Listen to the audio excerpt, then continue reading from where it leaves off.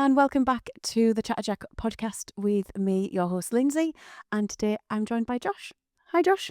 Hello, my name is Josh MacAlister. I'm the Member of Parliament for Whitehaven and Workington. Thank you so much for joining us today. I know you've got an action-packed schedule. It's a pleasure. So we will get straight into the nitty-gritty. So, Politics. How did you get into politics?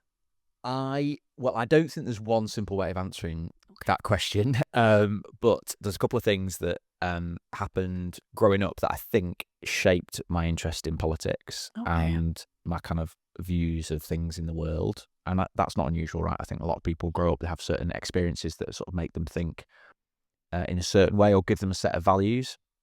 But two things for me growing up. One was I went off the rails a bit at primary school. My parents split up. Family life was a bit disrupted, and I ended up at primary school struggling to keep up with my class in terms of reading, writing, maths. I don't know if people of my age probably will remember like Biff, Chip and Kipper books at school. Okay. Right, yeah. I don't want to make any assumptions about people's ages, but Biff, Chip and Kipper books, and that feeling of your friends at that age kind of moving ahead of you and you kind of not keeping up. And I do remember that feeling really, really powerfully. My stepdad, Peter, came into my life around that time and ended up doing like an hour of extra homework with me after school. Every night we'd do handwriting, reading, times tables, the lot. And it was that got me caught back up with my classmates. And at the time I hated it and I didn't like him for it. But growing up, over time, I sort of had a real appreciation for how much that helped me catch up with my classmates and then have all the opportunities that I've had in life. So the importance of education was a massive one, and that I've sort of always had that interest, and it's sort of been a bit of a thread for politics with me. And the second is that I came out as gay at 15. And that was at the time when Section 28 was being repealed. So that was the law that banned people in schools talking about the fact that there are men who love men and women who love women. It's kind of amazing to think we ever had that, but that was there. And the government, a Labour government, was elected, and they took that away so that no longer existed. And they introduced civil partnerships and a whole bunch of reforms, social reforms that sort of said to me as a young gay kid, you're okay, it's okay to be different. And I thought it's amazing that I'm growing up at a time when this is okay, and that some people decided to go into a polling station and then vote for this group of people with these ideas to run the country instead of those people with those ideas. And it had a direct effect on my life. And so I think those two things, other stuff as well, like all my family, no one's ever been in politics, but they were kind of politically interested. You know, we talked a bit about the news and what was going on. Again, my stepdad was quite good at kind of debating stuff with me and would try and get a rise out of me and stuff like that. But I got to university, and when I got to university, I had a sort of pretty clear idea about some of the things I thought about the world, and that politics mattered, and that who we vote for has consequences. And it had a consequence on me, both for education and for coming out at that time. Wow. So at university? What did you study? I studied politics and social policy. And a slight, my office here in town, we recently had some students from Whitehaven Academy come and spend a week with us, and they're absolutely brilliant, and they're interested in politics. They're doing A-level politics, and they're interested in studying politics at uni. And I did say to them, just like, have a pause on it. It's good, it's definitely good. I wouldn't dissuade anyone from doing it, but I wish I'd done history, because as a subject, you're basically learning about applied politics rather than the kind of theory and ideas behind politics. So I slightly regret my degree choices, and I think a lot of people regret their degree choices. Mine's history. Is it? Yeah. Great choice. You bet you don't regret it. No. Yeah, because you made a good choice. Really. You made a good choice. Yeah. It does. Wow. It's a great subject. Anyway, you were a smarter kid than I was when you were picking. So I wish I'd done history, but I loved university partly because it was just a chance to kind of have a bit of freedom as a young adult, to do that in a sort of supported, structured way, to kind of find out who you were and who your tribe was. I got, for my sins, involved in student politics, and I was president of the student union at Edinburgh. Had a great time. And then because it was a 4-year degree, and I'd had a year out to be president of the student union. I then went back for the final year to finish off my degree. And so I'd had a good time at uni. It was in my 5th year. I was ready to kind of go and get a job and start my career. And I was looking around and thinking, what do I do with a politics degree? Where do I want to go? Like, this feels like quite an important set of decisions. And I think a lot of graduates are in that place. Went around all the careers fair stuff, and there was only one opportunity that got me excited. And that was this organisation at the time, which was quite new, called Teach First. Yeah. And their big thing wasn't actually about teaching. It was about the fact that in the UK, and in England in particular, how well you do at school has got more to do with how much money is in your parents' pockets than anything else. And that is outrageous. That's a massive social injustice. It's worse here than in almost any other country around the world. And do you want to do something about it? And I was like, yeah, I definitely want to do something about that. That is absolutely what I'd like the start of my career to be focused on.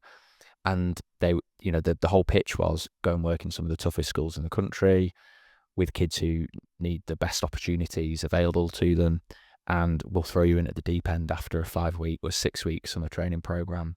And so I was like really, really keen to do that. It was the only thing that I applied for. And then in 2009, started teaching in East Manchester, having graduated from uni. Wow.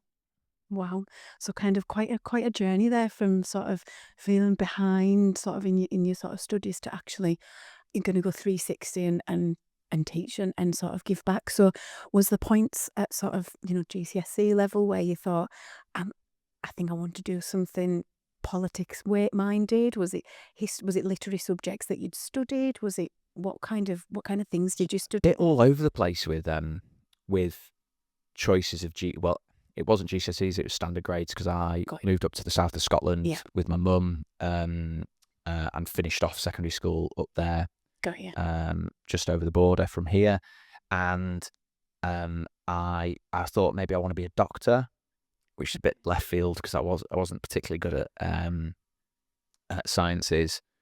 I sort of chopped and changed around a bit. So I did a mixture of physics, biology.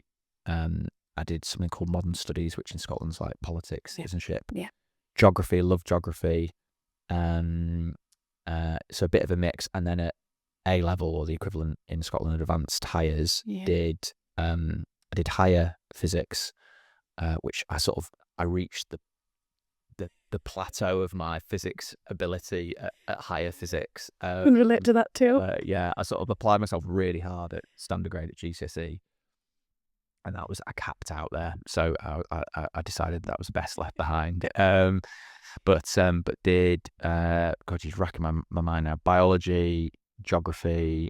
I did crash, advanced higher history. Hadn't done history at GCSE or higher at that point, but really loved that.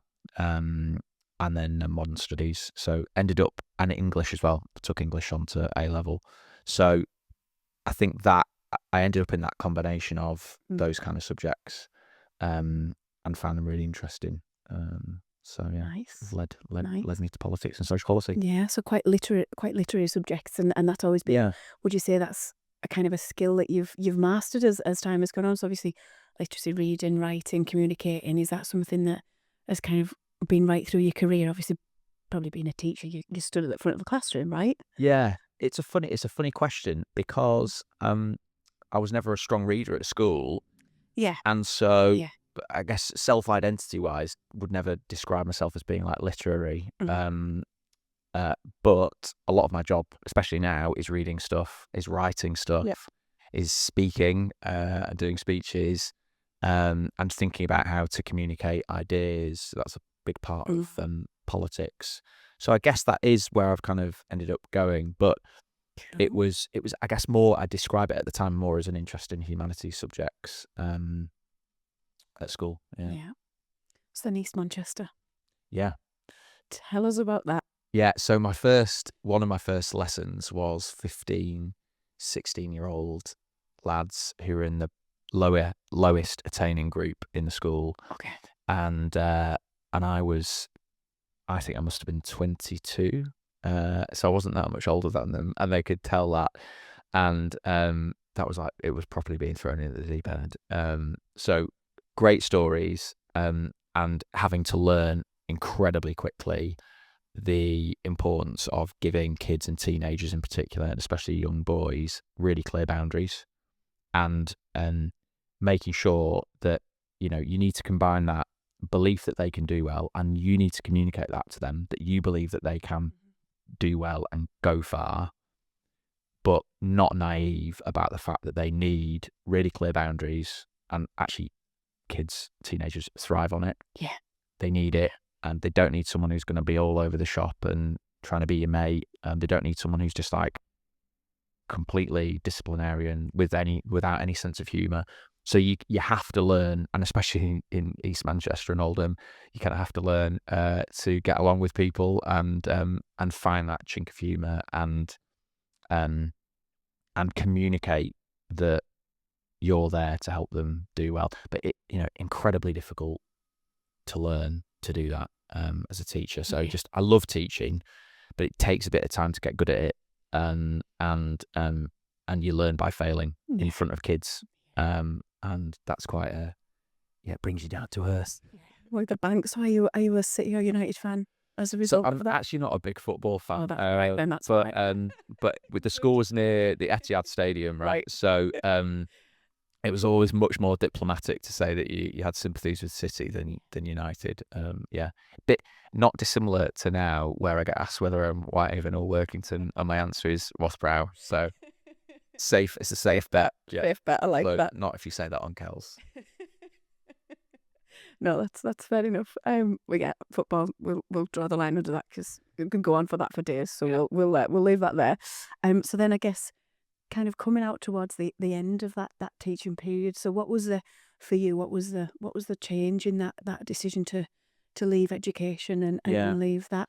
So I absolutely loved teaching. And the second school that I taught in, which was in Reddish Vale, so a bit sort of Gorton and Stockport, not that far actually from the school I'd been in beforehand, in another part of Manchester. I had worked in both schools with a lot of kids who were either in care or had tons of stuff going on for them at home, and was always interested in how much I could do as a teacher and my colleagues could do to support kids beyond the school gate with what was happening for them at home, and obviously the children's social care system, so social workers, foster parents, all of that kind of system wasn't my work and job, but I was always interested in like how it worked, how much of a difference it would make for children, and sort of fascinated really with how to, for that group of kids who are often the ones who've got the worst deal, what can we do to turn that around? If we could do that for those kids, then in terms of addressing that bigger issue of inequality, we'd make a massive difference. So shortly after starting teaching, I'd sort of written down this idea of whether we could try and find a new way to get more graduates to become social workers, particularly those who'd never thought about it before. In the summer holidays and Easter break and Christmas and all that, I'd sort of done quite a lot of work to build up a bit of a business plan for what that could look like, and build a bit of a network around that idea and see if there was any interest in it. And in 2012, the government, I ended up managing to get that to the point where the government said, this is actually a really interesting idea. We'd be interested in funding it as a pilot if you can do a full business plan for it. And so I left the classroom in the end of 2012, started what was called Frontline at the start of 2013 with myself and one other person and a little team of management consultants who were seconded to work on the project to write that business plan. I was really fortunate to get money from a foundation, a group of philanthropists, quite a big amount of money to sort of say, do the business plan, prove the case, and then let's go from there. And then it sort of built at a head of steam. by the spring of 2013, I'd managed to secure a grant from the government for all the money we needed to get it going, and then I could start fundraising for additional money. So that initial grant, I think, was for £14 million, and then built a team to start recruiting the first cohort. And this was totally different. I remember going from the classroom to doing this. I was still on the clock of every 6 or 7 weeks. There would be a half term. I'd be constantly looking at my watch in an office thinking, oh, when's the bell going to go? Yeah, exactly. Time. Yeah. The And all, time alarm, isn't it? exactly, all of that had gone. And what had replaced it was this completely unstructured chaos of build this thing and hope some people will come. Yeah. And along the way, there were lots of people that said, you're crazy. There's no way you're going to get people to, as graduates, choose to do a career in child protection and social work. That's not going to happen. Lots of people in the kind of existing world of training social workers at university saying, you can't train social workers in 5 weeks. And that was never what we were saying, but there was a lot of skepticism out there about it. So it was about proving that this could work, building the team to get it off the ground and making a success of it.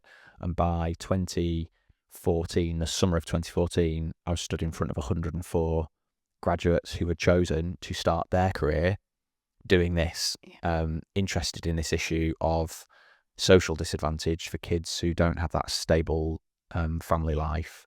And for them, that changes everything. And so that's where it started. And over 8 years, I built that organisation to be a team of over 120 full-time staff with a turnover of about £20 million. And by the time I finished, we'd brought just over 2,000 new people into the social work field, specifically for that group of kids. So, yeah, that was a completely different thing. To the step change. From sort of where you started out and probably imagined your career would go. Yeah, exactly. Never had that plan. No, so then going, from a classroom of about 30 to actually there's 120 people here now, and all the trials and tribulations and the stress that comes with that as well. So I guess you mentioned before about positive sort of role models for especially young boys, like teenagers, that sort of thing. So I guess we'll unpick that a little bit more if you don't mind. So what do you think that looks like? It's a big question. I think young boys, that they need love and affection, like young girls do. And I think sometimes there's some ideas that we come to what it means to be a man and a young man, that we look back a little bit at what typically teenagers need to develop, setting aside whether they're a boy or a girl, and it is consistent, reliable, loving people in their life, essentially a tribe. And then beyond that, the sort of space and freedom to figure out who you are, express yourself, and take some risks. And I think there's lots of modern notions about growing up and what it should be like. And I just think there's something really valuable in the essence of, have you got a tribe? Has this young person got a tribe? People in their life who love this kid. And then with that, let's give them a bit of structure and a bit of freedom to take some risks and learn what it means to be an adolescent and grow up. So that can take all sorts. Yes, it's great if you've got some men in your life who are role models for you. And, we've got amazing men in West Cumbria who are great role models, but it can also be women who are great role models for young men. But I just think that combination of that tribe plus a bit of space and freedom to try stuff out, often where things go wrong at the moment for young men, I think, is where some of the basics go wrong with, are the people there who've got this kid and are prepared to say, you can't do that. You're not going to do that. And if you do, there's a consequence because I love you. With, you need to go off and figure this out yourself and take some risks and figure out what's going to work for you. Good answer. Thank you. No, I know. I think we've read bits about the social media landscape Yeah. and your views on that. Yeah. So and kind of smartphones and that whole piece. So, for our listeners that perhaps don't know, could you let us know a bit more about that and where you are with that? So I think there's been this massive transformation since the early 2010s, complete transformation in childhood, where kids are now spending a lot more time alone, smiling less, sleeping less, talking less, playing less. And that is directly attributable to the rise in high-speed internet, smartphones, these like incredibly powerful supercomputers that, we used to have like SNESes and Sega Mega Drives and all that sort of stuff. These are like infinitely more powerful than those things, and they're in your pocket and they're with you all the time. And a 3310 to play Snake on. Yeah, exactly. I know, exactly. Go back to 3210s or 3310s if you want to be elaborate. But that big shift happened, and I think as adults, I'm a millennial. Like I recognize how much it's changed my life, and I'm a fully formed, nearly adult who's got the kind of self-control and self-regulation and fully formed brain to make some choices about that. And my worry is that for the kids who've been growing up with this new world of smartphones and social media, so much of their time has shifted onto that online world where what is rewarded is the appearance of a lifestyle and the appearance of a body and the appearance of what is good.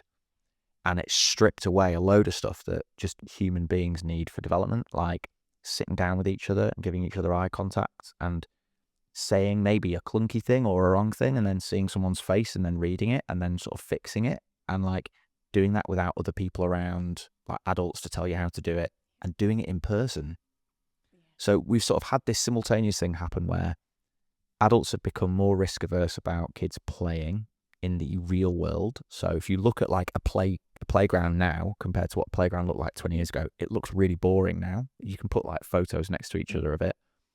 The distance that kids are allowed to play beyond the house has like shrunk because everyone's more nervous about crime and antisocial behaviour, even though actually it's safer now to do that than it is from 20 or 30 years ago.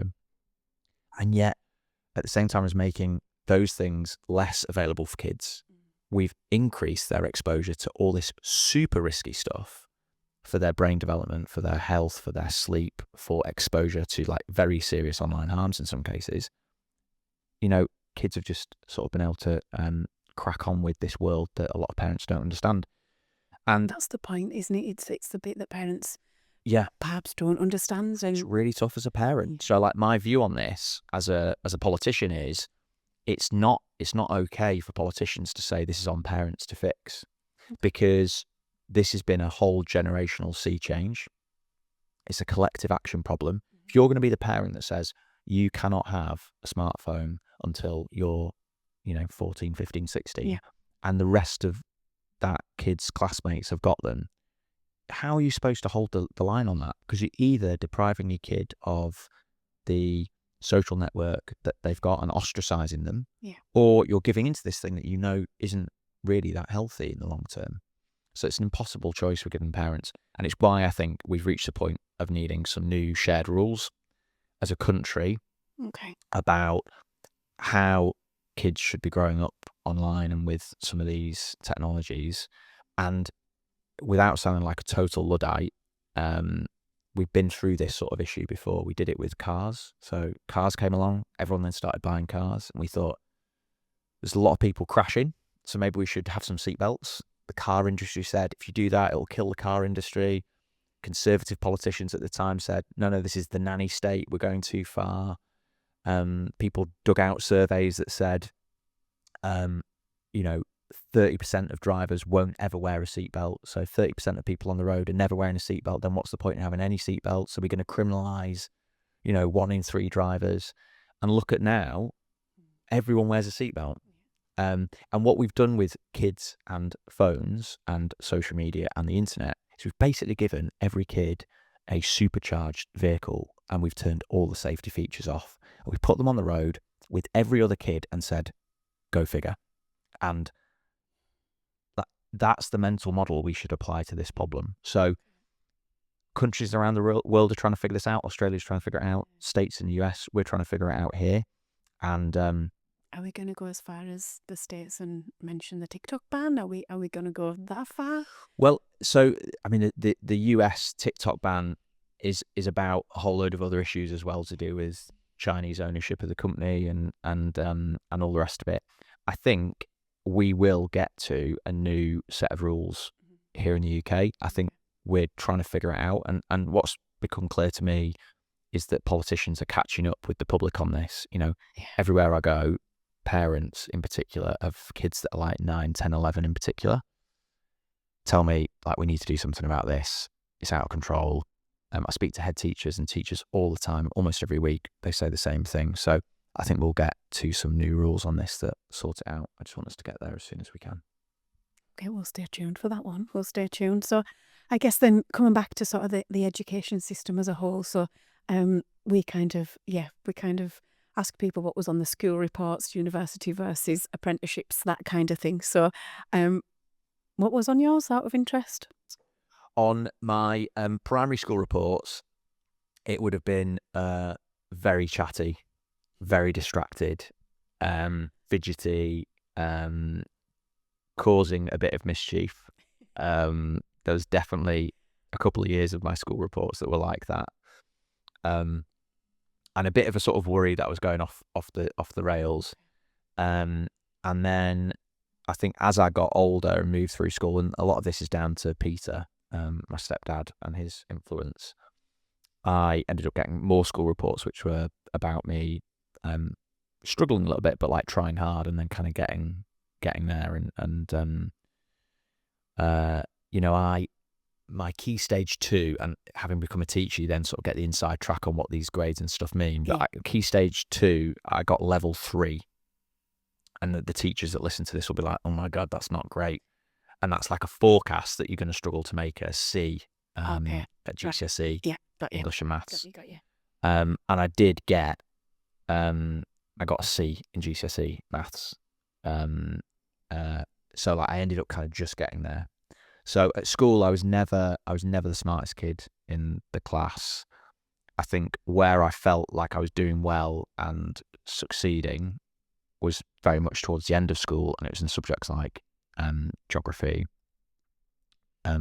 history a bit, and politics. Yeah, cool. So I've heard a bit, and what I feel like is that actually Josh has got some quite strong core values. What are they? Yeah, I really value work and effort. You might call it graft. So that's really important to me. Yeah. I would hate the idea that someone would think that I'm not working hard or putting effort in. It will like really rile me if someone like thinks that I'm not doing that. So like it's sort of like a weird deep thing, and my husband takes the mick out of me for it all the time. On like very rare day that I've got off, he'll say, "Oh, slacking," and I'll be like, "Oh, I'm not slacking. I'm just having a bit of time off." So that's a value. Opportunity, like people having a fair shot at stuff, and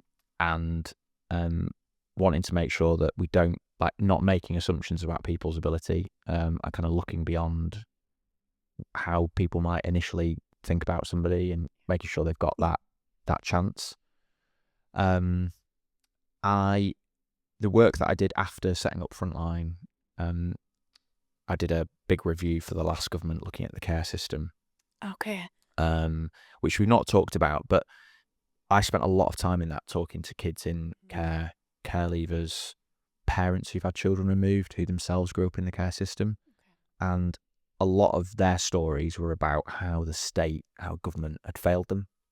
And so I think there is something in that about how that's influenced my values, but not just assuming that the state always makes good decisions, or that government always gets it right. And actually it can cause a lot of harm when it gets it wrong. And so that gave me I think a more a more textured or like a deeper set of ideas and values about the importance of family, loving connections that people need in their life. And actually sometimes government, the state, needs to find ways of supporting and enabling that and getting out of the way of people. So there's some values in there, I think, that have sort of become clearer to me through doing that work. Yeah. So then tell us about that then. Let's go straight into that. So you then went to do a full review. So was that the intro into kind of where you are now? Well, it was linked in a way, yeah. So I was asked by the Conservative government to do this big review of the children's social care system, and that was going to take about 15 months. Okay. I had a team of civil servants that I worked with, about 20 plus civil servants full time on that project, and essentially the job was to ask a big question for the country of how do we better guarantee safety, stability and love for children where families can't always provide that. Yeah. And if they can't provide it, how does the care system provide those same foundations?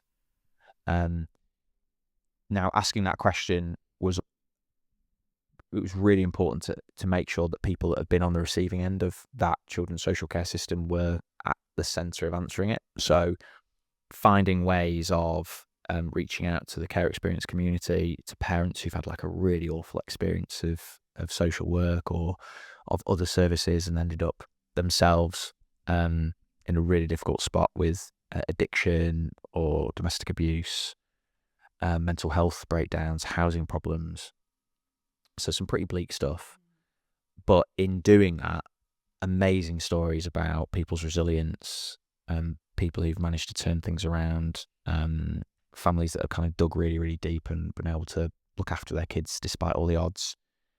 And young people who've grown up in the care system who've now gone on to do like the most remarkable things in the world. So poets, scientists, some, people in government who've grown up in care,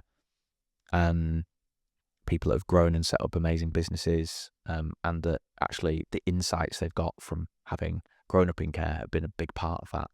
So it's a real privilege to basically have that chance to spend that time going around the country listening to people. But then the job was to turn it into a plan for how we could make that system work better. Okay. It was costing more money. It still is costing more money. It's providing outcomes that are not good enough for those children and their families. And so the job was, with this 11 billion pound public system that tens of thousands of people work in, how do you change it to make it work better? So that involved writing a lot, reading a lot, writing a lot, and producing this big report, which was published in 2022. And my job was then to get the government to do something with it. And they started to do some stuff with it. Not enough, not fast enough. Yeah. But they did start to do something with it. And then after the election, the new government have taken that entire agenda forward as well. So it's an example of cross-party working. And they've accelerated it and passed some new laws to make it happen, which will be making and are starting to make a big difference to children and families. So I did get into this sort of space of, it's quite interesting, right? Doing politics and social policy as a degree proved to be quite useful in the end, even though I didn't know whether it would be. But it was a social policy problem, and I had the chance to do this big bit of work. So having finished that, the election was then coming up. Okay. And I thought, you know what, I would like to be an MP. I think I've got a set of skills where I can make a bit of a difference, particularly on some of these issues. And so threw my feet in at the deep end. Literally. And here we are. Yeah. Thanks to the voters. Yeah. So in terms of getting into politics, is that a traditional route, would you say? Is that kind of the normal route, how people, if some of our listeners are thinking, actually, I want to crack at that? One of the things that's amazing about politics, and you see this with members of parliament, especially after the last election where there's been such a massive change in who MPs are, is the variety of backgrounds that people come to parliament with. And that's how the system should work. So there should not be really a kind of a trodden typical route to parliament. There is a more standard route, which is you become a local councillor, you maybe work in politics. And I can see, for a lot of people, you can see why that is a route into becoming an MP, because you kind of get an understanding of how Parliament works, of how politics works. It's a passion of yours. But I would advise, and younger people who work in Parliament now or work in politics at election time, I would always encourage them to go, if they're interested in becoming an elected MP or an elected politician, to go and do something that is like a frontline job. And I think it serves you really well in having a bit of a hinterland, a bit of perspective on the world beyond politics and the impact that politics can have. I feel like teaching did that, setting up an organisation and running effectively a business did that for me. And so far has stood me in fairly good stead to sort of have a bit of a grounding on what I think beyond politics and have a bit of a mind of my own. So I would definitely encourage people to, if you're interested in politics, go and do something that's not politics and come back to it. It's always going to be there. Okay, well, that's interesting advice. That's really interesting. You're the first person to say that about their career. So Don't do it. Yeah, pretty much. I would definitely say do it. And we're at a point where we need more people to have more faith in politics and see it as a route to solving problems. And I know that it's not always a popular message, but we will only solve our problems by more people getting involved in politics and trying to figure those big, knotty issues out together, and by doing it peacefully and through the ballot box and through public dialogue and debate and disagreement, and hopefully plenty of agreement as well. And for that we need young people to get to the polls, and it's one of the reasons why I'm really passionate that we lower the voting age from 18 to 16 and bring lots of extra young people into the election. But that was discussed in Scotland. Did they bring it? Yeah, for the referendum campaign, they lowered the voting age, and I think they've kept the voting age lower for elections in Scotland. Labour's manifesto is to lower the voting age for the next election and bring 16 and 17-year-olds in so they can have that chance to vote as well. Interesting. Yeah. Thank you for that. And then I guess touching on the education system. Yeah. So if there were, let's say, 2 things that you could change tomorrow. Yeah. Literally overnight, you got the book.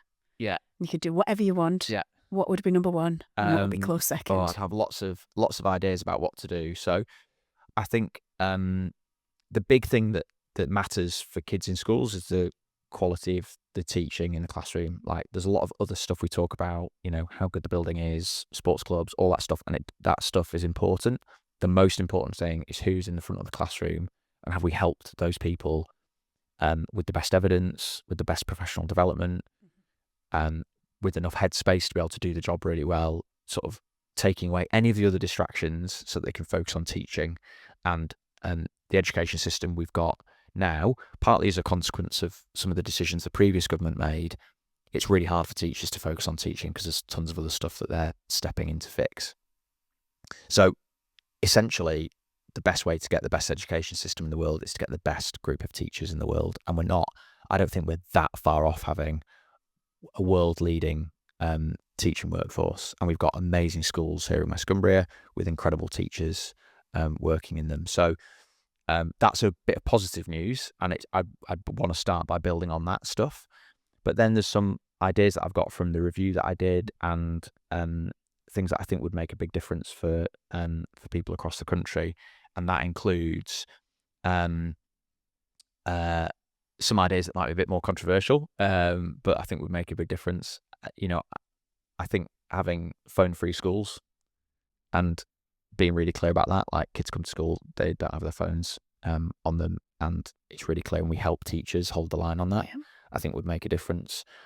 I think helping parents with the really tough job of parenting in the world in which we live now would make a big difference. So as part of the admissions process for primary and secondary schools, I think we should offer a lot more structure and support for parents so that we can prepare them and the school to kind of speak the same language, so that teachers and parents can be on the same page to keep their kids kind of, boundaried and doing well. And it's worth the investment in doing that. And not in a stigmatizing way, but like even how we learn. So the way that we were taught maths isn't the same now. Yeah. Yeah. getting exactly. So like, and a lot of parents will come to school with a bunch of ideas they have from when they were at school themselves. So I think that would make a big difference. You know, I think we've got over 20,000 secondary schools in the country. I think if we could approve a great teacher or head of year in every one of those schools to be an emergency foster carer for kids, so that if they ended up needing to go into care, there was someone who already knew that kid who could look after them and sort of be a bit of a bridge, that would transform our care system. And I think we could do that. I think we could do that fairly easily. So that's another idea I've got. I think the school holidays, you know, the long school holidays, Yeah. for kids that are struggling at school, that creates a massive challenge for them because they'll fall behind even more. And parents have got this big challenge around summer holidays and affording holidays throughout the school year. So I think it'd be interesting to look at, could we shorten the summer holiday? Very controversial idea. But alongside doing that, move some of those weeks to make half terms 2-week breaks, so that every break was a 2-week break, and then you'd shorten the summer holiday. It would also be good for holiday clubs, Duke of Edinburgh, those sorts of things, because it would sort of even the year out a bit, and would probably make it more affordable for parents to go on holiday and things. So I think there's loads of stuff we could do. Yeah. But all coming at it from the position of like schools and teachers transform kids' lives, and we just need to like lean in even more to get the very best possible teachers for every kid, for every subject.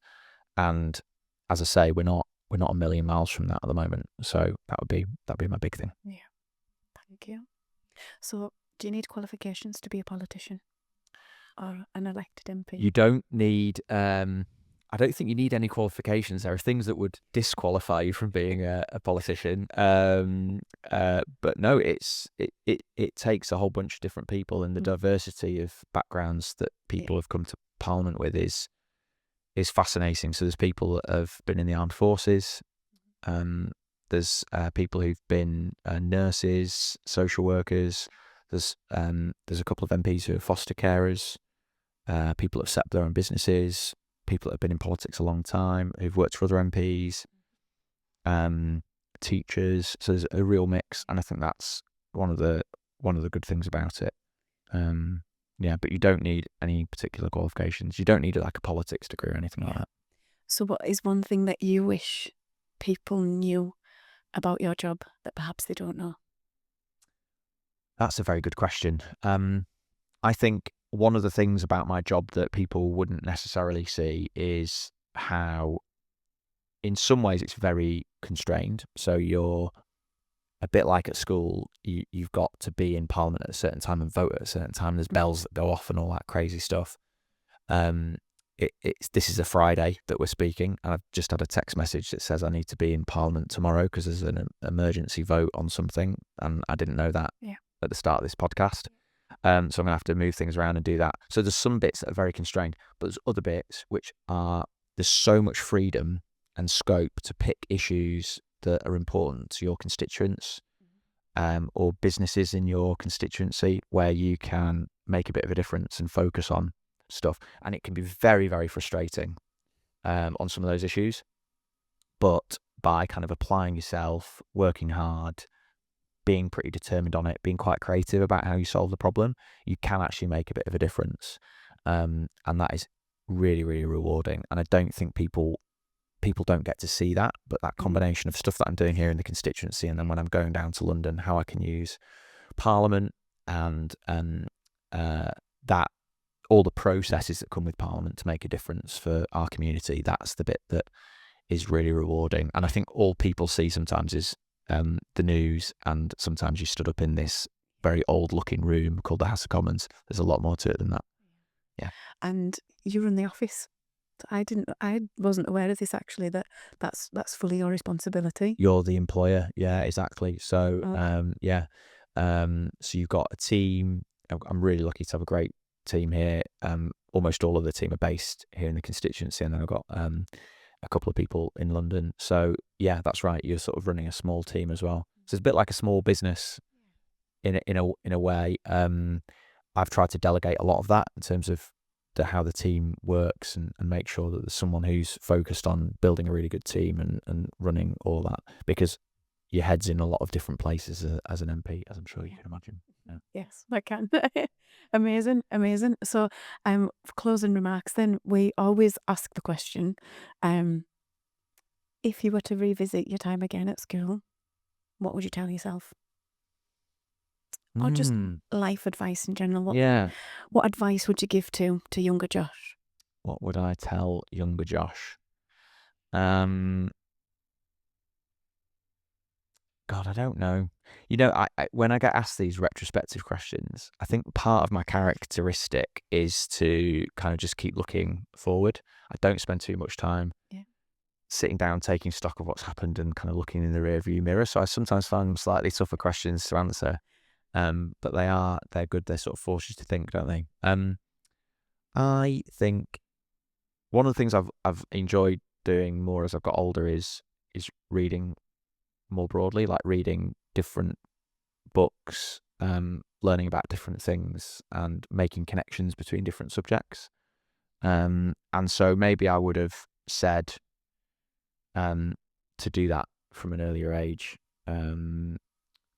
which kind of goes back to I loved politics, but maybe the best way to learn about politics wasn't to do a politics degree. I would have loved to, the Erasmus scheme was still running at the time, and oh, hang on, I'm getting loads of ideas now. What I should tell myself, my former self. So I would have said, you're at uni for 4 or 5 years, like, why on earth are you not going to like study in another country for a year? Like, when are you going to get that chance again? So I'd have definitely pushed myself to do that. I think it's crazy that I never even properly contemplated that. Either. Yeah. Yeah, I mean, like the friends you'd make, the amount of stuff you'd learn about different culture, like I should definitely have done that. And then sports. So I wasn't very sporty at school. I love running now. Do quite a bit of fell running. Member of a mountain rescue team. So like being outdoors and being active is like quite an important part of my life now. And I think again at university and at school, it would have been nice to find that a bit earlier on.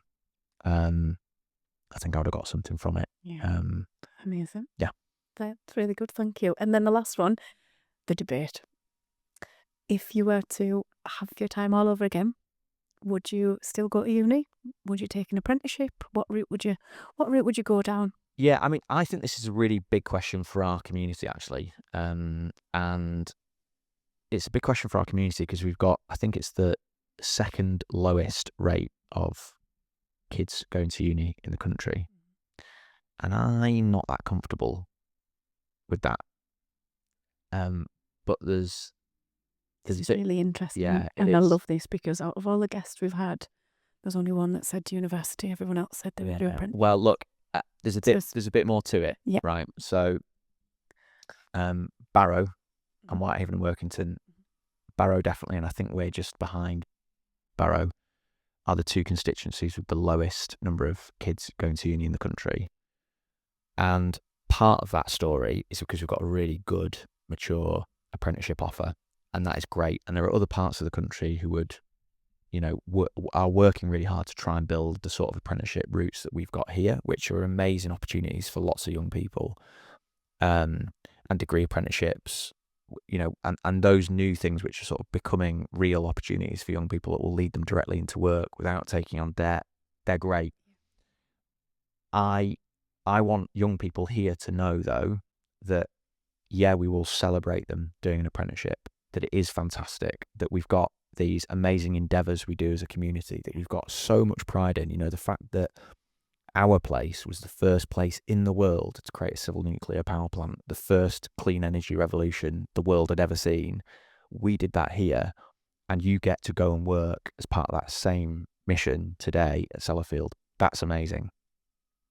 And it should be celebrated for kids to also, if it's right for them, lift their heads beyond the fells and look to university opportunities around the country and around the world. And I think sometimes adults in our community don't always get that message right. that I want any kid growing up here, anywhere in our community, to have just the same opportunities as any other kid would have in the more affluent parts of the country that are better connected with better roads and better rail. And for me, that's the test. And I'm not always sure we pass that test. So like what I'd say to kids is like, go and visit some universities, go and have a look. And if it's not for you, that's absolutely cool. That's fine. Like you've got choices, and I want kids to have as many choices as they can get. But am I satisfied that we give every kid in this area the chance to have all those chances? I'm not sure we do, and I'm not comfortable with that. Okay. And I don't think we should be. I think we should be pretty restless. And I give a great example: React Engineering. Yeah. Run an amazing program that I think really hits the nail on the head with this.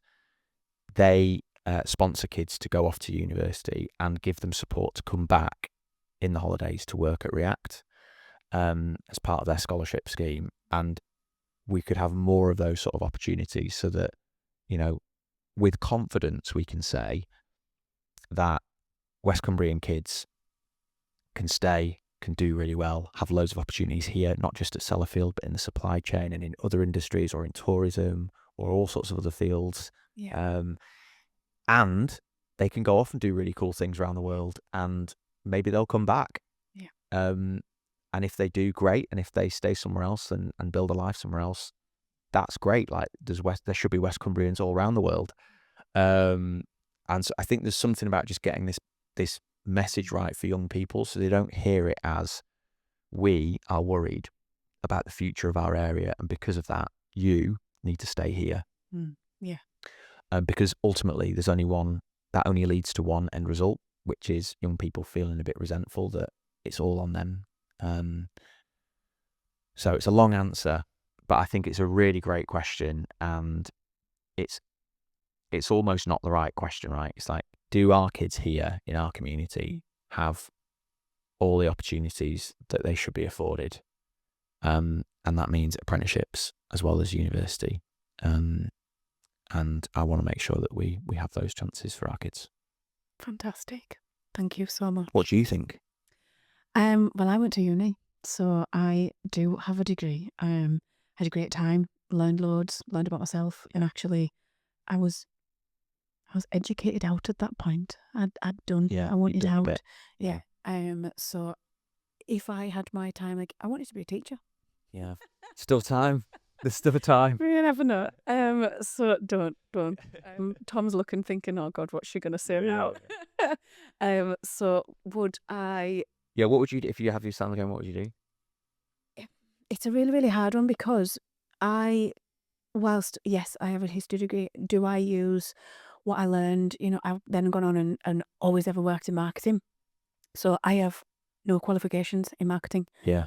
And I own a agency of 6 people. Yeah. So that's a bit bizarre.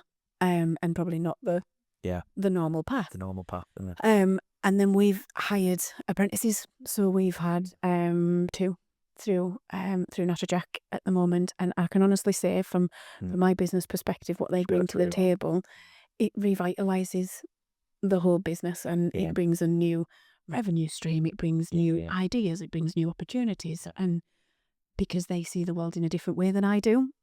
So it's a really tough one. I think it is hard. With apprenticeships, one of the really positive developments of the last few years is the sort of moving away from some like ideas around what an apprenticeship was, or some stigma around it. I mean, and that's the really nil apprenticeship. it's really positive development. And the other thing is, I guess in sort of critique of university education, is it's been pretty unreformed as an idea, right? Like apprenticeships have moved on leaps and bounds in the last 10 years.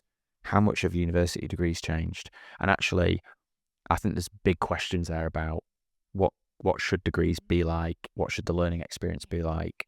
And you know, so I'm not sort of, my view on that isn't really to defend the status quo of either universities or the kind of choices that young people have got, because there's a lot of work we need to do to improve those as well. Definitely. And I guess back to that point, it depends what you're going to study, right? It depends what you want to do and how you want to get in there. I think Jordan that was on the pod, she mentioned she went to university, she was in Manchester, and she got they are found by Skoda and did all these fantastic Yeah. things. But she said if I could go back, I probably would take the apprenticeship route now. If I could tell myself the younger me, I would do that. And I think that's just, it's fascinating to get people's perspective, but it's hindsight, isn't it? It's hindsight. I think it's really. I think there's a real limit to hindsight, right? Because you don't know what else you would have Influenced missed, too. or Yeah. exactly. Yeah. Exactly. And look, the history of our area is actually a history of area where people left and people came here from all around the world as well. You know, like Marchon, Frank Shon, and the story there. So there is something to be said for, like, we need more people to move to our area. Yeah. But I still don't know what I want to do when I'm older. Yeah, So yeah. I wasn't in any. That is a good point to end on. Yeah. Yeah. I didn't know what. What are we going to do when we're older? I don't know. Yeah. If anyone can tell me, that would be great. When I grow up. But yeah, no, honestly, thank you so much. Thank It's you. been really good. Thank you for tuning in to this episode of The Chatter Jack. We will see you very soon for the next episode. Don't forget to give us a like, a share, or a comment, and we'll see you very soon.